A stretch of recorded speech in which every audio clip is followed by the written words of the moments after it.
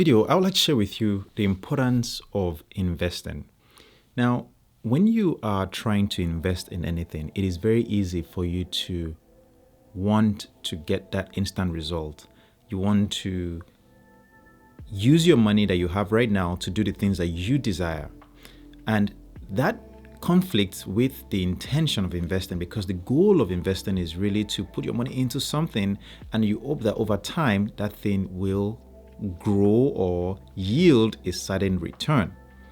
Think about it like going to college. When you go to college, you know that you are not, well, I hope, you know that you're not going to make money during your 4 years or 5 years or however long your college takes during a period, because you are investing in your education. And that's why they are charging you a lot of money for that time. And your goal is that by equipping yourself with that information or that knowledge that you acquire, or the skill that you acquire during your time in college, your goal is that that skill, that knowledge that you acquire will pay you back through maybe a job, maybe a business or something. And that is often something that we think is normal. I mean, why not spend 4 years in a place and hope for a long-term career that would pay you, that will give you benefits and things like that? Or maybe you start a business, or you go into a solo type of entrepreneurship where you build things. That is often normal. It's not a big deal because you spend that time to acquire something that would last a lifetime. Now, when it comes to investing though, we are often looking for that instant result. So that means that when we buy an investment, next thing is wake up the following day, we're checking our investments to see has it gone up in value. If it's gone down, then maybe we made a wrong move. That is something that we do a lot of, and I have done the same thing in the past. But the lesson that I've learned during this process is that the goal of investing isn't that you are assured of the result. Going back to the college example I gave, when you went to college, you really don't know where life would take you. You really don't know what jobs you would have. I mean, you might have an idea of the industry you find yourself, but you didn't know exactly where you would land. Hence the reason why a lot of people will go to college, spend years, and they end up taking up a job that is maybe they feel miserable, or they go into a field that they feel like, hey, this is not for me. That happens. And what they do, maybe they end up going for another education, or they try to acquire a new skill, or they try to do something else. Now, for you though, since this video is focused on investing, what are the investments you wish you had taken that you hesitated on because you feared losing money? That's the joy of investing. It's not like you're gambling. There's often this mindset that when you want to invest in something, you have to be assured of the result. The goal isn't to have an assurance before going in. The goal is to be educated enough to know that, hey, I've done my due diligence in the process. I've looked at maybe if it's a company, like if you want to buy a stock of a company, the goal is that you've done your own research to understand the business to an extent that you are sure that, okay, if I can buy this stock and if this company continues to do this same thing that they are currently doing, then you're likely to make money because the stock is going to go up in value. Right now, the S&P 500 is overvalued. And there's so many analysts that are still talking about this because there's so much, emotions and euphoria that drives the stock market. It's all about the emotions. If people are happy, the stock market goes up. If the people are scared, the stock market goes down.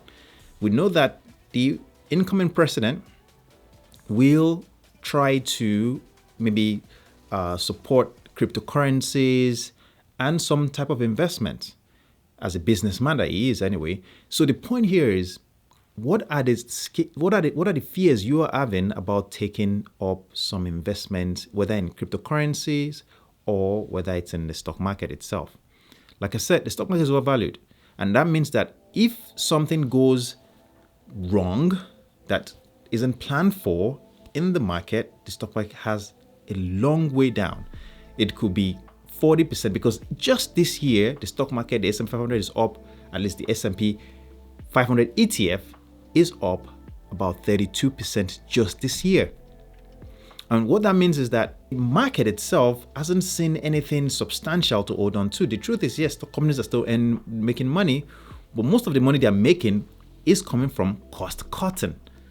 Layoffs that happened, laying off and then cutting off, increasing prices. That's how they've really made most of the money they've made, especially with the way inflation is, it has been for the past couple of years anyway. So the point here is the economy really doing well, or is there so much euphoria in the market that has pushed up the prices and people have these expectations of what would happen in the coming year, especially with Trump being elected and being coming in January? With all that said, my philosophy is simple, or my approach to it is simple. I want to take care of my emergencies, so my goal is we save enough to have for emergency situations. Maybe that's 3 months for you, maybe that's 6 months for you, maybe that's a year for you. We have that set aside. The next thing is you want to take care of your future, right? So that means your retirement account. Try as much as you can to put enough money into a retirement account so that way you have that taken care of. Whatever percentage you can contribute to it, put it and lock it away in good index or mutual funds that are not too expensive. That is very important. The next thing is you want to take care of your needs. What are the needs that you have?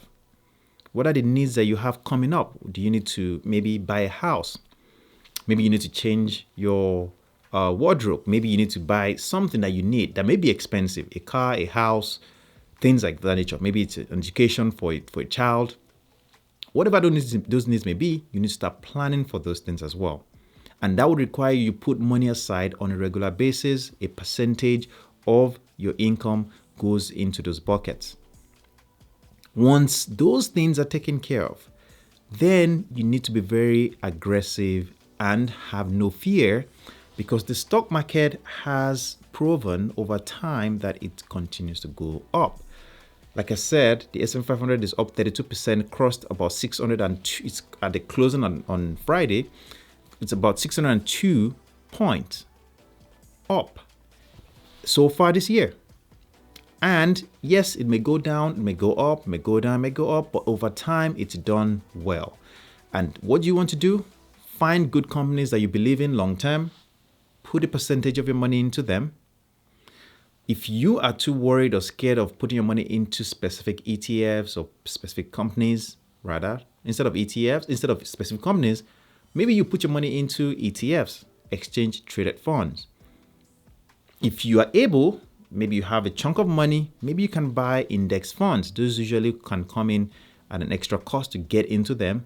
But at the end of the day, generally speaking, ETFs and index funds are diversified. Your money is spread around amongst different companies that are managed by a professional. So that way you don't have to do the figuring it out. You monitor the companies day and night. You not having a good night's sleep because the company you invested in, you're worried if they will do well tomorrow.